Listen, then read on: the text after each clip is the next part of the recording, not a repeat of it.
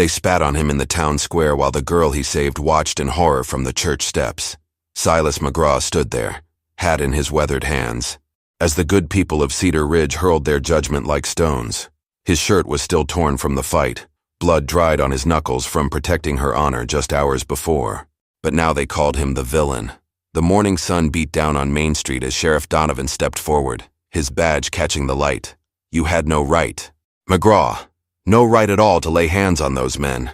The crowd murmured their agreement, their faces twisted with righteous anger. Silas looked past them to where Evangeline Porter sat on the church steps. Her blue dress pristine now, her golden hair neatly braided. She was 19, maybe 20, with eyes like winter sky, the same eyes that had pleaded with him for help when those three drifters cornered her behind Mackenzie's general store at dawn. They were fixing to harm her, Silas said quietly, his voice carrying across the square. I did what any decent man would do. Old Mrs. Hartwell pushed through the crowd, her cane tapping against the wooden walkway.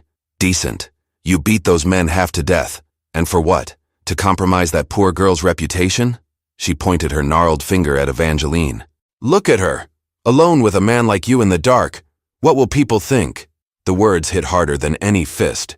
Silas had served 3 years in the war, lost his brother at Gettysburg, built his ranch with his own bleeding hands. But standing there in that square, with the whole town staring at him like he was something dirty, he felt smaller than he ever had. Pastor Williams emerged from the church, his black coat billowing in the morning breeze. Mr. McGraw, your intentions may have been pure, but the road to perdition is paved with such good intentions. You've created a scandal that will follow Miss Porter for the rest of her days. Silas glanced at Evangeline again. She hadn't spoken a word since he'd carried her to safety. Her lips were pressed tight, her hands folded in her lap, but there was something in her eyes. Not shame, not fear, something else entirely. The crowd pressed closer. Someone shouted, "Ought to run you out of town." Another voice called out, "Decent folk don't want your kind here." But what they didn't know, what none of them could possibly know, was that Evangeline Porter carried a secret that would change everything. And in less than 24 hours, those same people spitting on Silas McGraw would be begging for his forgiveness. The girl on the church steps finally stood up, smoothing her dress. When she looked at Silas, her eyes held a promise that made his heart race and his blood run cold at the same time. The stones came first, then the rotten eggs. Silas ducked as a chunk of dried mud sailed past his ear, splattering against the church wall behind him.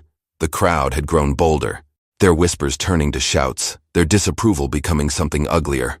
"Get out of our town," Mayor Hutchins bellowed, his round face red with exertion. "We don't need your kind of help." Silas wiped egg yolk from his shoulder, his jaw clenched tight. He'd faced Confederate charges at Bull Run, stared down Apache war parties on the frontier, but nothing had prepared him for this, being torn apart by the very people he'd sworn to protect. Evangeline rose from the church steps, her movements graceful despite the chaos. She walked toward the crowd, her chin lifted high, and for a moment the shouting died down. "Please," she said, her voice clear as a church bell. "Mr. McGraw saved my life.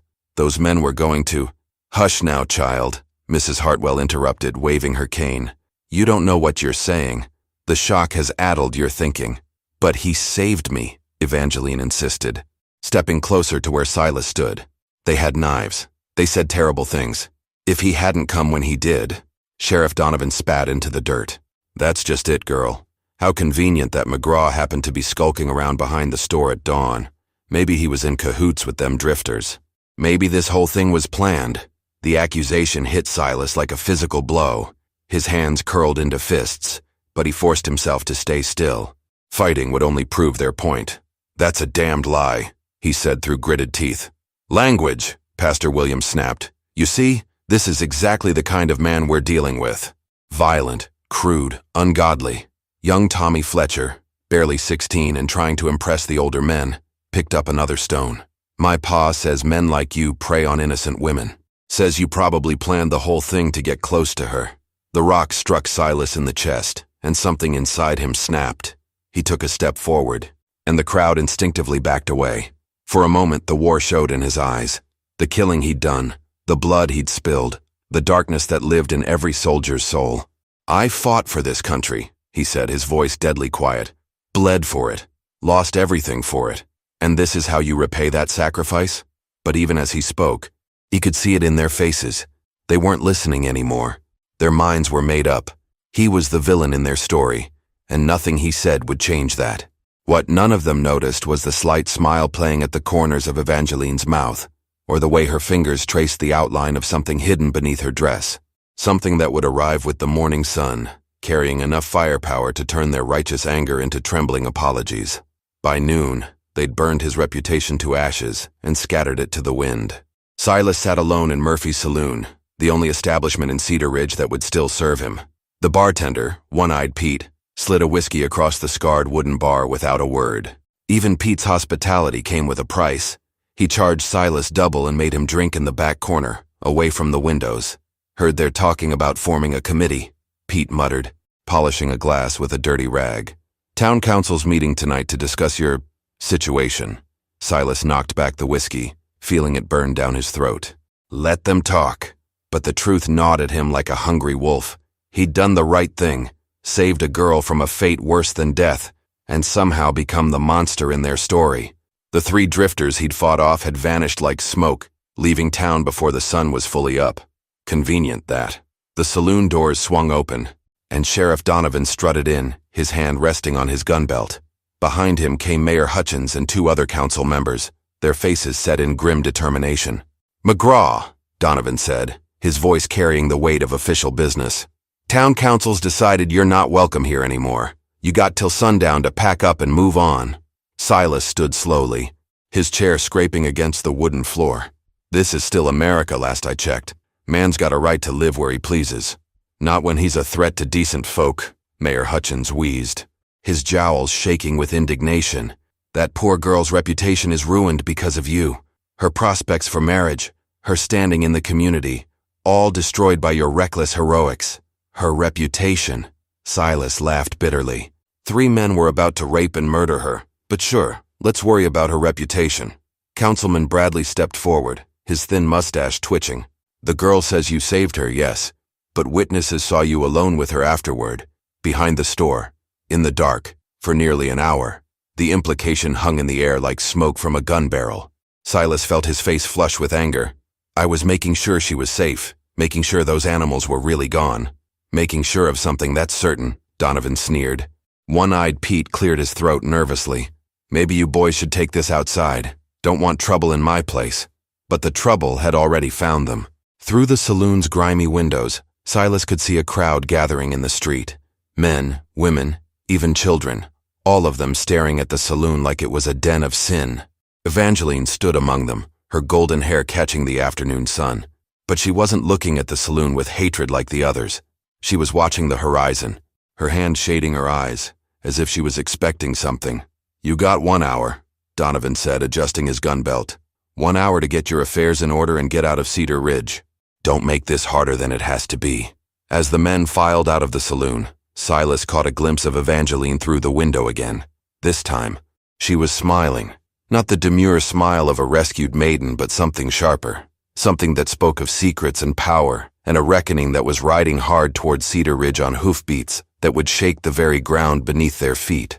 The telegram changed everything. Evangeline Porter walked into the telegraph office at 3 o'clock, her blue dress rustling against the wooden floor. Old Samuel Morse looked up from his machine, his thick spectacles sliding down his nose. "Miss Porter, what brings you here? After what happened this morning, you should be resting." She placed a silver coin on the counter, more money than Samuel usually saw in a week. "I need to send a message. Urgent priority." Samuel's eyebrows shot up as he read the address she wrote. "General Augustus Porter, Fort Richardson, Texas." "Porter?" he stammered. "You're related to General Porter, the Augustus Porter?" Evangeline's smile was ice and steel. "He's my father." The blood drained from Samuel's face. General Porter commanded the entire Texas military district, controlled over 3,000 cavalry troops, and had the governor's ear. Men who crossed Augustus Porter had a habit of disappearing into the desert, never to be seen again. "The message, sir," Evangeline said calmly. Samuel's hands shook as he prepared the telegraph key. Her words were short, precise, and terrifying. Attempted assault stopped by local rancher. "Town, persecuting hero, require immediate escort, departing tomorrow dawn. Evangeline." As the message clicked through the wires, Evangeline turned toward the window. Across the street, she could see Silas McGraw loading his few possessions into a worn wagon. The sight made her stomach twist with something that might have been guilt. "Miss Porter," Samuel whispered, "does your father know you're here, in Cedar Ridge?" "He knows exactly where I am," she replied. "And after today, he'll know exactly how his daughter was treated by the good people of this town." The truth was darker than anyone suspected. Evangeline hadn't been traveling alone when those drifters attacked her. She'd been fleeing an arranged marriage to a brutal cattle baron named Marcus Thorne, a man her father had chosen for political reasons. The attack had been real, the danger genuine, but her presence in Cedar Ridge was no accident. She'd been hiding here for 3 days, working as a seamstress to earn her keep, hoping to disappear into the anonymous crowd of a small frontier town. But when those men cornered her behind the store, when Silas McGraw fought like a demon to save her life, everything changed.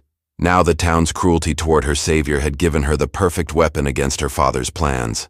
Through the window, she watched Mayor Hutchins approach Silas with a smug expression, probably delivering more threats about leaving town. Neither man noticed the dust cloud on the horizon, still small, but growing larger.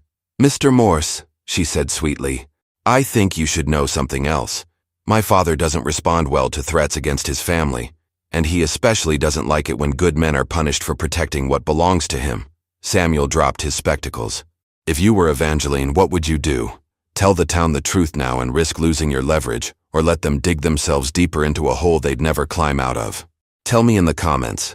I need to know which side you choose, because what Evangeline decided next would determine whether Cedar Ridge faced justice or complete destruction.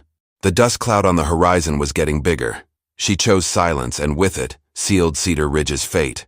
By 4 o'clock, word had spread through town like wildfire. Samuel Morse, despite Evangeline's implied threats, couldn't keep his mouth shut. The secret burned inside him like a fever until he finally whispered it to his wife, who told her sister, who told the preacher's wife, who ran straight to Mayor Hutchins. "General Porter's daughter?" Hutchins repeated, his face turning the color of old parchment. "Are you certain?" Mrs. Williams nodded vigorously, her bonnet bobbing. "Samuel swears it's true. Sent a telegram to Fort Richardson herself, and the way she looked at him when she said it, Lord have mercy on our souls." The mayor stumbled backward, nearly tripping over his own feet. General Augustus Porter was a legend in Texas, a man who'd crushed the Comanche resistance, who'd hanged rustlers without trial, who'd once ordered an entire Apache village burned to the ground for stealing a single horse. And they'd just spent the morning humiliating the man who'd saved his daughter's life. Meanwhile, Silas McGraw finished loading his wagon, unaware that his exile had just become his salvation.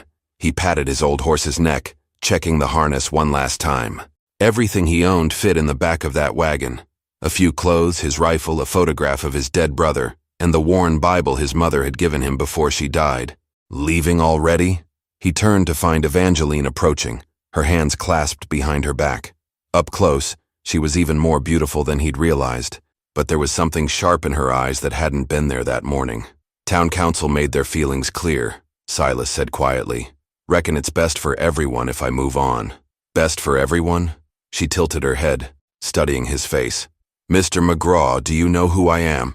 A young lady who got herself in trouble and needed help. That's all that mattered to me." Something flickered across her features. Surprise, maybe, or disappointment. "And if I told you that helping me might have consequences? Big consequences?" Silas shrugged, climbing up onto the wagon seat. "Already having consequences, miss, but I'd do it again. Some things are worth more than a man's reputation." She watched him gather the reins, her expression unreadable. "My father's coming, Mr. McGraw. He'll be here by dawn." "Your father?" "General Augustus Porter, Texas Military District." She let the words hang in the air like a loaded gun. "He doesn't take kindly to people who hurt his family, and after today he's going to consider this entire town guilty of that crime." Silas felt his blood turn to ice water. He'd heard the stories about General Porter, the mass hangings, the burned homesteads, the unmarked graves scattered across West Texas. The man didn't just dispense justice, he delivered apocalypse. "Why are you telling me this?" Evangeline stepped closer to the wagon, her voice dropping to a whisper. "Because in about 6 hours, this town is going to realize what they've done, and when they do, they're going to come begging for you to save them again. If you're enjoying the story, subscribe to the channel. The sound of galloping horses echoed from the distance, still faint, but getting stronger. Evangeline smiled, and for the first time since that morning, it wasn't sweet or innocent. It was the smile of a woman who held the power of life and death in her delicate hands, and she was about to squeeze. They came with the sunrise like an army of judgment. 100 cavalry soldiers crested the hill above Cedar Ridge at dawn, their sabers gleaming in the early light, their horses snorting clouds of steam in the cool morning air. At their head rode General Augustus Porter himself, 6 feet of weathered steel and controlled fury, his gray beard braided with silver threads, his eyes the color of winter storms. The thunder of their approach woke the entire town. People stumbled from their beds, pulling on clothes, peering through windows at the military force descending upon them like the wrath of God himself. Mayor Hutchins stood in the middle of Main Street in his nightgown, his mouth hanging open as the cavalry formed a perfect line across the width of the town. The horses stamped and snorted, their riders silent as tombstones, their rifles held at the ready. General Porter dismounted with the fluid grace of a man born to the saddle. His boots hit the dirt with finality, each step echoing like a judge's gavel as he walked toward the terrified crowd gathering in the street. "Where is my daughter?" His voice carried the authority of cannon fire. Evangeline stepped out from behind the church, no longer the helpless maiden they'd seen yesterday. Now she moved with the confidence of a woman who knew exactly how much power flowed in her veins. She walked straight to her father and kissed his cheek. "Hello, Papa." "Evangeline." His eyes never left the crowd as he spoke to her. "Are you hurt?" "No, thanks to Mr. McGraw." The general's gaze swept over the townspeople like a scythe through wheat. Sheriff Donovan tried to step forward, his hand hovering near his gun, but stopped when 50 rifle barrels swung toward him. "I understand," General Porter said, his voice carrying to every corner of the square, "that you good people saw fit to punish the man who saved my daughter's life." "General, sir," Mayor Hutchins stammered. "There's been a misunderstanding. We didn't know she was..." "Didn't know she was what? Human? Worthy of protection?" The general's hand rested on his saber hilt. "Or are you saying you would have treated her differently if you'd known her blood?" Pastor Williams found his courage first, stepping forward with his Bible clutched against his chest. "General Porter, we were only thinking of the young lady's reputation. In a small town like ours, her reputation?" The general's laugh was like ice cracking. "My daughter's reputation is that she's alive. Everything else is commentary." Behind the general, his soldiers sat motionless in their saddles, but their presence spoke louder than any threat. These were men who'd fought Apaches, who'd survived the desert, who'd followed Augustus Porter through hell and back, and every one of them was ready to burn Cedar Ridge to the ground if their commander gave the word. "Where," the general asked quietly, "is Silas McGraw?" The question hung in the air like smoke from a funeral pyre, and every person in Cedar Ridge suddenly realized they were standing on the wrong side of history. The hunt for redemption began with a desperate race against time. Sheriff Donovan's voice cracked like a teenage boy's. "General, sir, McGraw left town yesterday evening. Headed north toward Austin, I believe." General Porter's eyes narrowed to slits. "You drove him out." We thought it was best for everyone concerned," Mayor Hutchins whimpered. The general turned to his daughter, and for the first time since arriving, his voice softened. "Tell me what happened, Evangeline. All of it."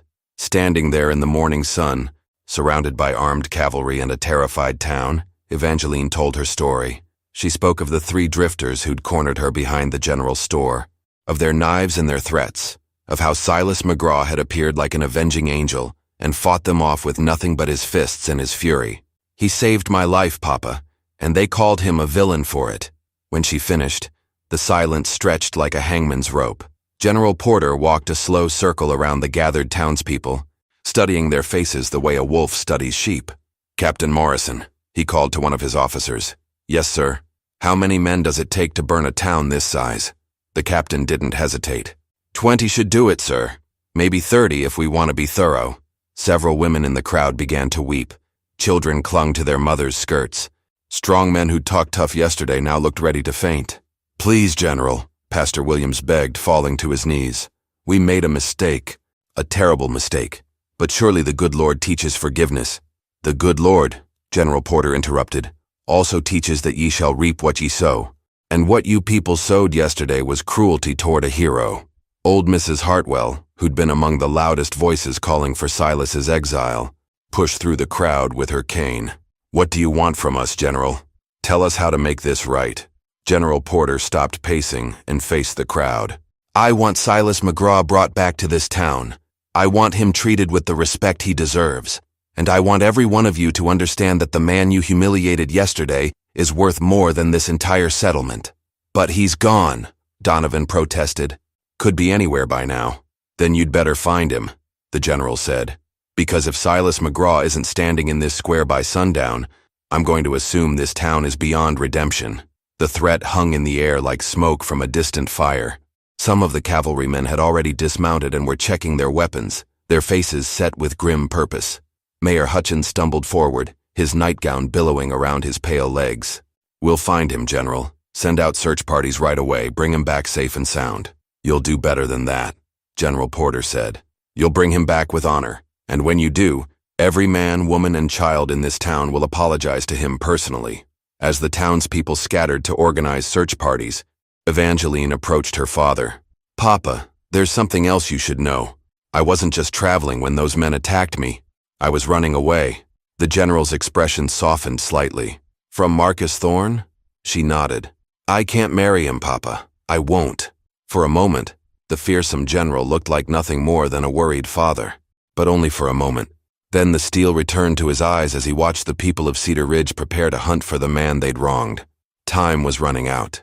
And somewhere on the vast Texas plains, Silas McGraw was riding farther away from his salvation with every passing hour.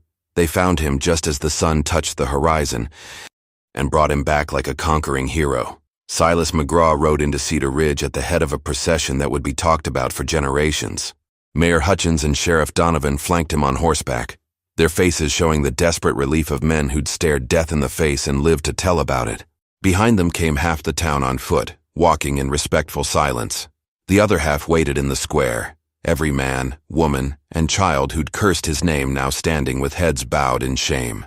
General Porter stood beside his daughter, watching as the man who'd saved Evangeline's life dismounted in the exact spot where they'd humiliated him 24 hours before.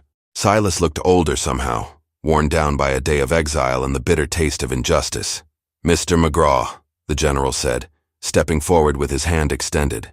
"I am General Augustus Porter, and I owe you a debt that can never be fully repaid." Silas took the offered hand, his calloused fingers meeting the general's firm grip. "No debt, sir. I did what any decent man would do. But these people," the general gestured toward the crowd, "they punished you for your decency. Tell me, what would be fitting justice for such behavior?" The square fell silent except for the sound of horses breathing and leather creaking. Every eye was on Silas McGraw, waiting to see if he would demand their destruction or show them mercy they didn't deserve. Silas looked around at the faces that had been so full of hatred yesterday. Mrs.